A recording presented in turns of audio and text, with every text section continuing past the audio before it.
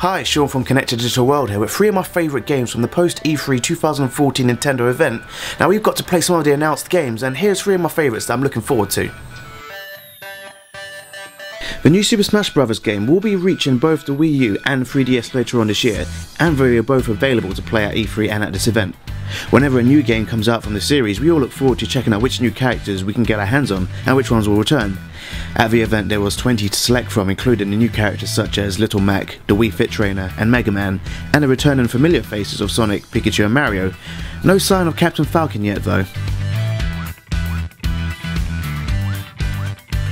I got playing on a Wii U version first, and I have to admit it looked incredibly stunning, and it was a huge step up from the previous game. Nintendo really have gone to town with the vibrant colours, level design and the detailed character models. Now I'm not the best player at Super Smash Bros, I dabble here and there, but I plan on picking it up on a 3DS too, just so I can be able to challenge people whilst on the go. I was really excited to hear that the game was coming to a portable console, but at the same time I was a bit skeptical that it wouldn't compare with the home console version. Getting a chance to play it on a 3DS, I can assure you, is the real deal. There isn't any drop in speed, the characters available were exactly the same as the Wii U version, and hosting and joining games was without fail. The only thing that I would point out, which did take a while getting used to, was the fact that the 3DS buttons were a bit smaller than the ones on the controller. Jumping from one console to the other was seamless otherwise. Mario Maker is one of those games I've always wanted but never got. I love a creation tool in a video game. It unlocks more challenge that you can set yourself and others. You can play some of the same game in a different way, and Mario Maker literally lets you create levels from the classic side-scrolling game. Now what's pretty awesome about the game is whilst playing it you can pause it, add and subtract enemies or terrain, then unpause it again to try out what you've just made. It's editing on the fly. For anyone that certainly loves the games, or like myself, enjoys playing through user-created content, then Mario Maker might be that cool game you just go back to playing occasionally.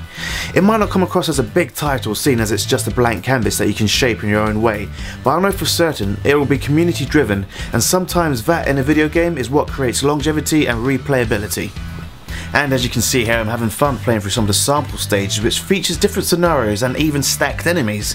It'll be interesting to see what comes out in the future when users get on this and make crazy levels. And finally, possibly my favourite game for the Nintendo conference, Splatoon. This brand new IP is a third-person multiplayer game with a cool mechanic of using paint to get around each of the levels. Every level starts off completely clean and void of the messy paint, and you must use either the gyro in the gamepad or aim using the conventional analog sticks to work as a team of 4 to eliminate the opponents. Now what's unique about this game is you have a paint gun, and to use paint you must stand on top of your own colour to be able to recharge it, and by standing on top of it you can move faster, but standing on the enemy's paint makes you move slower. Do you get it? To recharge a paint gun you can transform into a squid, which lets you submerge yourself underneath the paint, which kind of doubles as a tactic for hiding. If you lose a fight you can respawn back on your base, but then you can be chucked towards your enemy by pressing their icon on the controller, which gets you right back into the action. Splatoon is possibly the least offensive and harmless multiplayer game coming out on the market. I played several rounds which all played out differently, and as a team we tried out different tactics and we had a lot of fun with it. I honestly can't wait to get my hands on this game as well as the other games on the show.